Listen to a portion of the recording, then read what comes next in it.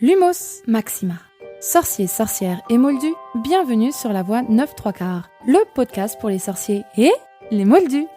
Je suis Séverine et je vous embarque avec moi dans le Poudlard Express direction Poudlard. Prenez une choco-grenouille, une bière au beurre et installez-vous confortablement. Sorciers, sorcières et moldus, répétez après moi. Je jure solennellement que mes intentions sont mauvaises. Plongez dans la pensine. Suivez le rappel-tout. Écoutez, vous savez qui. Enfin non, je voulais dire vous savez quoi. Rendez-vous à la bibliothèque sans oublier de passer par la volière. Lisez la Gazette des sorciers et dirigez-vous dans votre salle commune. Vous êtes sur la voie 9-3/4, le podcast pour les sorciers et les moldus. Méfait accompli.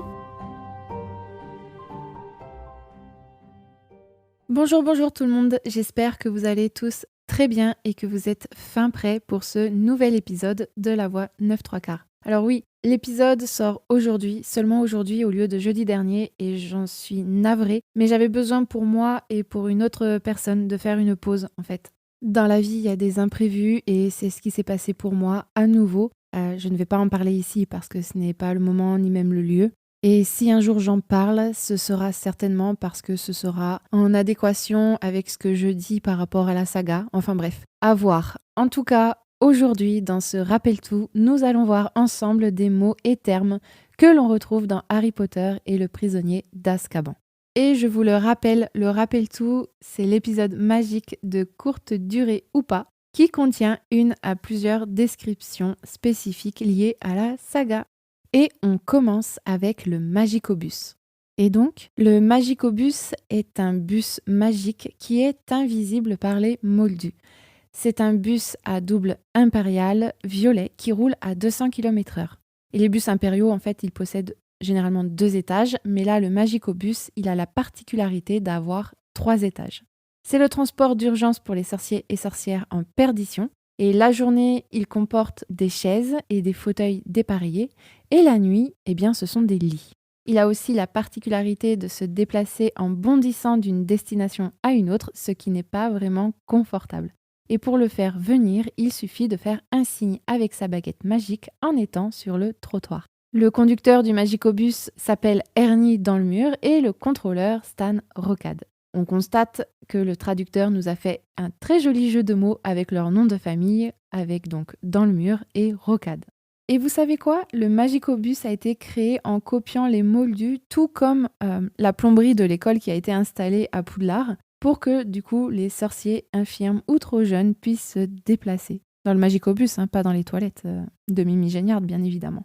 Et je vais ajouter aussi que le nom original du Magicobus en anglais est Knight Bus, ce qui signifie le bus du chevalier, parce que Knight, ça veut dire chevalier. Mais c'est également un jeu de mots avec le Night Bus, qui signifie bus de nuit, tout simplement.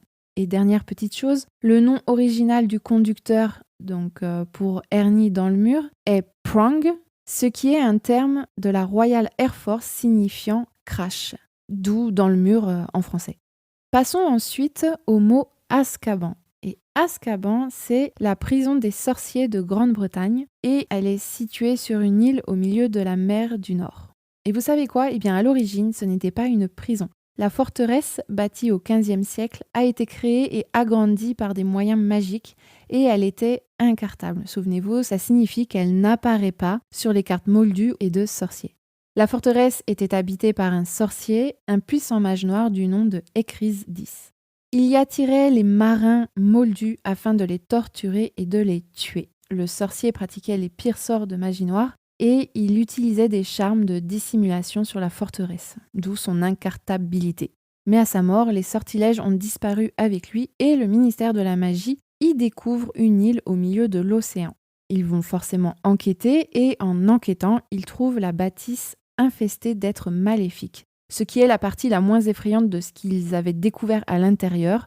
Nul ne sait ce qu'il y avait d'autre et je crois qu'il vaut mieux pas savoir. Ce qui est sûr, c'est que les murs même du bâtiment semblaient imprégnés de misère et de douleur et les créatures étaient déterminées à s'y accrocher. La forteresse a donc été abandonnée pendant de nombreuses années avant qu'un ministre de la magie, Damoclès Roll, élabore des plans pour une future prison. Ce sorcier sadique de nature, donc Roll, a immédiatement abandonné les plans de la nouvelle prison et a insisté pour utiliser Azkaban en affirmant que ces créatures qui y vivaient avaient un avantage. Ils pouvaient être exploités comme gardes, ce qui économiserait du temps, des ennuis et des dépenses au ministère. Et si nous allons dans les pensées de J.K. Rowling, en fait, le nom Azkaban dérive d'un mélange de la prison Alcatraz, qui est son équivalent moldu le plus proche, situé sur une île, et Abaddon, qui est un mot hébreu qui signifie lieu de destruction ou profondeur de l'enfer. Et c'est exactement le cas pour les prisonniers parce que finalement ils sont enfermés dans leur tête à cause des gardiens de la prison qui sont des êtres maléfiques. Et ces êtres, ça s'appelle des détraqueurs. Et le détraqueur, c'est donc une créature des ténèbres qui aspire l'espoir et le bonheur de leur environnement. Ils se nourrissent de la joie humaine, ainsi toute sensation de plaisir, tout souvenir heureux disparaissent en leur présence. Les victimes des détraqueurs revivent en boucle leurs pires souvenirs et tombent dans une profonde dépression et peuvent même sombrer dans la folie. Le détraqueur y est décrit comme une haute silhouette enveloppée d'une cape, le visage entièrement dissimulé par une cagoule. Ils ont des mains luisantes, grisâtres, visqueuses et recouvertes de croûte. Sous la cagoule, à la place des yeux, il n'y a qu'une peau fine et grise, couverte de croûte également, tendue sur des orbites vides. En l'occurrence, ils ont une bouche, un trou béant et informe qui aspire l'air dans un râle, comme un râle de mort en fait, comme le décrit Harry. Et grâce à leur bouche, enfin grâce entre guillemets, ils ont l'horrible pouvoir d'aspirer l'âme d'un être humain qui ensuite se retrouve dans un état végétatif. Et on appelle ça le baiser du détraqueur. Alors pour une semaine de Saint-Valentin, c'est plutôt romantique, n'est-ce pas ? Et les détraqueurs sont donc utilisés comme gardiens de la prison d'Azkaban par le ministère de la Magie, je vous l'ai dit un peu plus tôt. Et vous savez quoi ? Eh bien en réalité, nul ne sait comment les détraqueurs ont été créés. Ils sont asexués, il n'y a ni mâle ni femelle et ils se reproduisent apparemment par mitose. C'est la division cellulaire. Ils se reproduisent donc comme ça dans des environnements où règne terreur et désespoir, tout comme Azkaban. Bon, en gros, le détraqueur, il se clone. Magnifique, n'est-ce pas ? Et il est impossible de tuer un détraqueur. Le seul moyen de se protéger de ces créatures immondes est de les repousser grâce au sortilège du Patronus. Et encore, faut-il savoir le maîtriser. Et j'ajouterai une chose, tout fan de Harry Potter le sait normalement, enfin moi je sais que j'en ai beaucoup entendu parler, mais les détraqueurs ont été purement inventés par J.K. Rowling. En fait, elle ne s'est pas inspirée de mythologie ou de folklorique parce qu'en fait, elle les a inventés suite à la perte de sa mère. Voilà, je ne vais pas en dire davantage. Je pense que la description que je vous ai faite des détraqueurs parle d'elle-même en fait.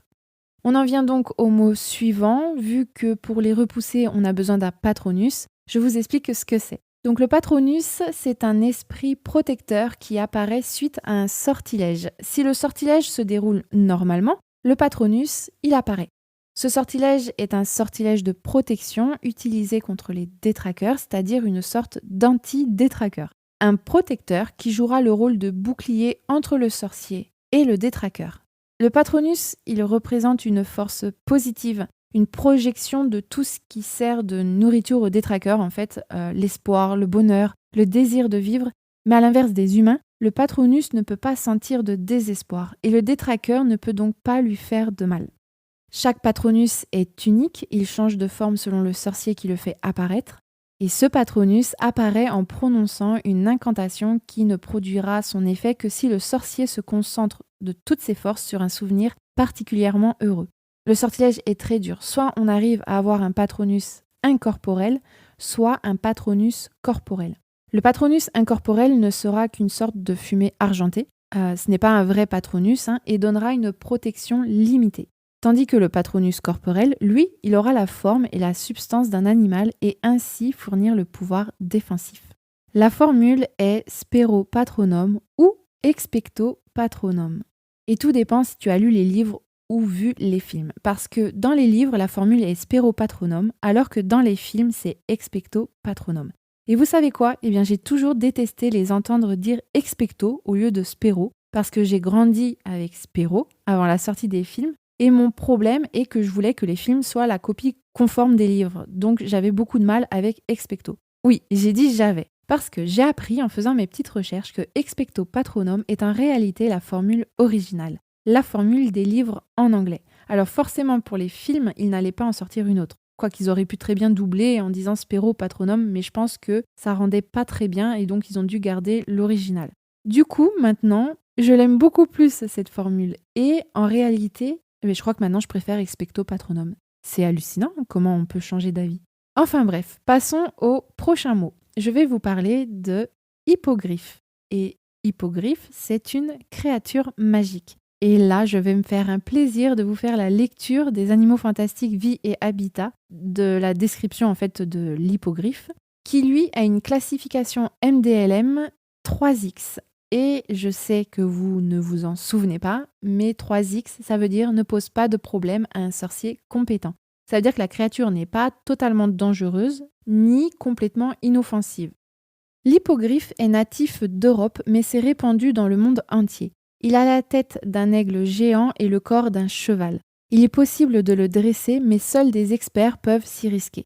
Lorsqu'on s'approche d'un hippogriffe, il est indispensable de le regarder dans les yeux. Il convient alors de s'incliner pour montrer ses bonnes intentions.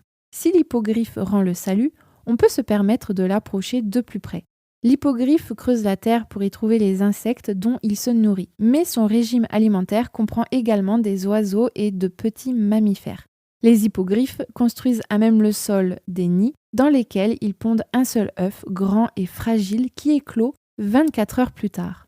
Dans un délai d'une semaine, le jeune hippogriffe est prêt à voler. Mais il lui faudra attendre encore plusieurs mois avant de pouvoir accompagner ses parents sur de longs trajets.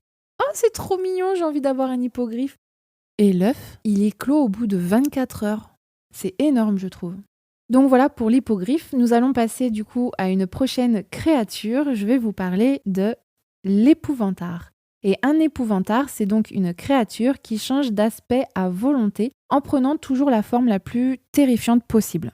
Nul ne peut dire à quoi ressemble un épouvantard quand il est tout seul. Il aime les endroits sombres et confinés comme les armoires, les penderies, les espaces sous les lits, les placards sous l'évier. Et il se manifeste en faisant trembler, grincer ou bouger les objets où ils sont cachés.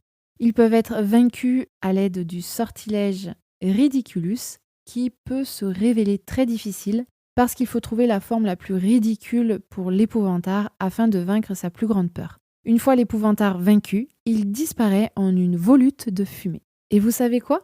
Eh bien, l'épouvantard prend la forme, mais aussi les pouvoirs de la forme prise. Par exemple, si l'épouvantard se transforme en détraqueur, eh bien, l'épouvantard a la capacité de reproduire les effets que produise la créature sur les humains. Et là, je me pose une question. Si l'épouvantard, qui se transforme en détraqueur, a la capacité de reproduire les effets du coup que produit cette créature sur les humains, est-ce que l'épouvantard peut donner le baiser du détraqueur ? Et s'il le donne, est-ce que le sorcier serait lui aussi dans un état végétatif ? Ou alors dans un état moindre ? Est-ce que l'épouvantard aspirerait vraiment l'âme en fait du sorcier ? Ce serait horrible une telle chose.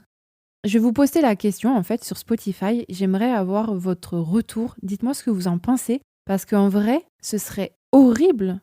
Déjà, c'est horrible d'avoir le baiser du détraqueur par un détraqueur, mais vous imaginez, vous tombez sur un épouvantard qui se transforme en détraqueur et il vous donne le baiser du détraqueur, mais votre vie, elle est fichue en fait. Dites-moi ce que vous en pensez.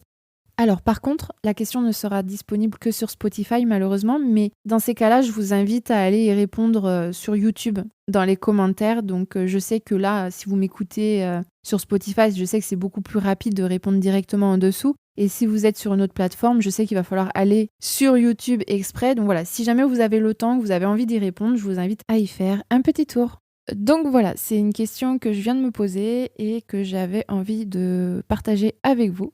Enfin bref, on va passer au prochain mot qui est Préolard. Et Préolard, c'est le village sorcier qui se situe juste à côté de l'école Poudlard. Et les élèves de 3e année ont le droit de s'y rendre grâce à une autorisation de sortie signée par la famille. Chose que Harry essaye d'obtenir auprès de son oncle et de sa tante. Et vous savez quoi ? Je ne vais pas en dire davantage parce que l'on parlera de ce village dans un autre épisode du podcast. Passons au prochain mot, ou enfin plutôt terme. Je vais vous parler de la carte du maraudeur. Et la carte du maraudeur, c'est une carte, comme son nom l'indique, ça je ne vous l'apprends pas, mais c'est une carte très spéciale. La carte du maraudeur est un plan de l'école, en fait, de l'école Poudlard, qui indique où se trouve tout le monde présent à l'école par des petits points avec le nom de la personne juste en dessous. Et vous savez quoi ? Eh bien, dans les films, c'est représenté par des pas. Intéressant, non ? D'ailleurs, on peut y voir Newt Scamander, qui est en réalité Norbert Dragono, sur la carte à Poudlard dans Le prisonnier d'Azkaban. On se demande ce qu'il fait à Poudlard à ce moment-là. Mais voilà, il apparaît dans le film comme ça. Je n'ai pas de souvenir qu'il apparaisse dans le livre. En tout cas, si c'était le cas, je m'en souviendrai. Enfin voilà, c'était juste pour vous spécifier. Si vous n'aviez pas fait attention à ce petit détail, je vous invite, quand vous regarderez Le prisonnier d'Azkaban, à bien regarder la carte lorsque Fred et George la donnent à Harry. C'est vraiment la première apparition de la carte. On voit les noms se balader et on voit Newt Scamander se balader aussi. Passons au mot suivant qui est le Sinistros. Et le Sinistros, c'est une créature semblable à un gros chien noir, ce qui annonce de mauvais présages. Et en cours de divination, Harry apprend que c'est un présage de mort représenté par un gigantesque chien fantôme qui hante les cimetières. Et vous savez quoi ? Ce serait, selon le professeur Trelawney, le pire des présages. Forcément, c'est un présage de mort. Passons au dernier mot. Oui, de ce rappel-tout, je vais vous parler du retourneur de temps. Et le retourneur de temps, c'est un objet qui permet de remonter le temps. Tada ! Là, je pense que je ne vous apprends rien. En tout cas, le retourneur de temps est un sablier enchanté accroché à une très longue et très fine chaîne d'or. Le sorcier peut ainsi le porter autour du cou. Il suffit de tourner le sablier un certain nombre de fois pour remonter dans le temps. Un tour est égal à 1 heure et le maximum est de 5 heures. Son utilisation est très stricte, elle est couverte par des lois. Et pour tout abus d'utilisation, en fait, le sorcier peut être sévèrement sanctionné parce que pour remonter le temps juste pour 1 heure, cela peut avoir des conséquences dramatiques. Effectivement, des sorciers sont devenus fous suite à ça et certains sorciers ont y trouvé la mort, en fait. Donc voilà, juste pour 1 seule heure, ça peut avoir des conséquences dramatiques. Et vous savez quoi ? Eh bien, dans le livre, lorsque Hermione l'utilise avec Harry, une fois que les 3 tours ont été faits, la chaîne du sablier s'enfonce dans la chair du cou d'Hermione, ce qui n'est pas le cas des films, certainement pour ne pas choquer, parce que Harry, quand il voit ça, là je parle dans les livres, Harry, quand il voit ça, il est effaré. Et le retourneur de temps, effectivement, c'est un petit sablier qui est encerclé par 2-3 cercles, ce qui n'est pas le cas dans le livre. Et pour finir, j'ajouterais que J.K. Rowling a voulu supprimer les retourneurs de temps dans son roman, tout simplement pour éliminer toute possibilité de revivre même de courtes périodes à l'avenir. Parce qu'en fait, si un tel objet existait toujours, les sorciers pouvaient revenir en arrière et annuler les problèmes. Les futures intrigues de l'auteur seraient inexistantes en fait. Chose qu'elle a fait en demandant à Hermione de redonner le retourneur de temps à la fin de l'année scolaire et en détruisant tous les retourneurs de temps existants au ministère de la magie dans Harry Potter et l'Ordre du Phénix. Et oui, parce que, effectivement, si le retourneur de temps existait, à une de ces problématiques, elle aurait pu dire, tiens, hop, on utilise un retourneur de temps et comme ça, c'est réglé. Et je pense qu'elle a voulu se créer de la difficulté pour la suite des aventures de Harry Potter. Ce qui montre qu'il faut faire attention à ce que l'on invente lors d'une écriture de roman fantastique. Voilà, l'épisode touche à sa fin. J'espère qu'il t'a plu et que tu as appris quelques petites choses intéressantes. D'ailleurs, je remercie le Wiki Harry Potter et la Gazette du Sorcier pour les petites infos que j'ai trouvées pour vous. Ça m'a bien aidé. Ce fut un plaisir pour moi d'enregistrer à nouveau. Ça m'a fait un bien fou. Si tout va bien, je l'espère, je croise les doigts, on se retrouve la semaine prochaine pour un nouvel épisode de La Voix 9-3/4. Et d'ailleurs, à ce sujet, j'ai décidé, pour que tu sois informé en fait, de mettre la date du prochain épisode dans la description du podcast. Donc n'hésite pas à checker. Sur YouTube, je vais le mettre en bannière, je pense. Il va falloir que j'en crée une nouvelle pour ça. Je vais être en vacances la semaine prochaine, donc je pense que je vais avoir le temps. En attendant, n'hésite pas à me suivre sur mon Insta rin.or parce que j'y annonce si l'épisode sort dans la semaine ou pas. C'est plus instinctif, c'est plus rapide en fait. Donc j'informe sur mon Instagram tout ce qui touche le podcast.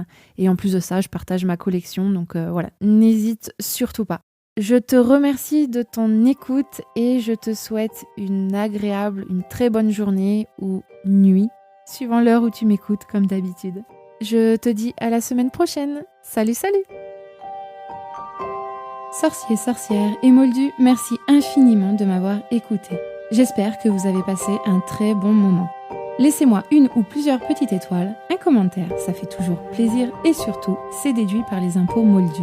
Et les gobelins ne vous en tiendront pas rigueur, je vous le promets. Je vous retrouve la semaine prochaine pour un nouvel épisode magique. C'était La Voix 9 3/4, le podcast pour les sorciers et les moldus. À très vite les magicos. Nox!